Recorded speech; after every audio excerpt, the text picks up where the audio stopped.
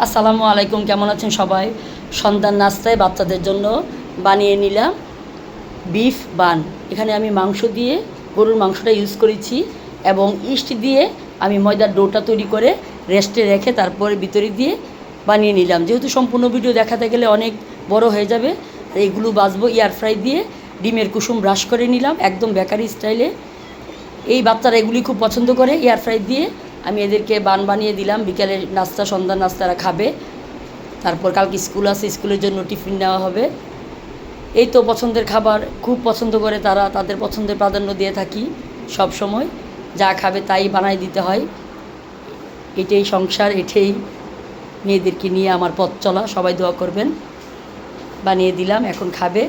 খুবই ক্রিপসি হয়েছে, খেতে নাকি অনেক মজা হয়েছে। আলহামদুলিল্লাহ, যেভাবেই বানাই না কেন ওদের কোনো অবজেকশন নাই। ওরা বলে মা পারফেক্ট। এতেই শান্তি লাগে।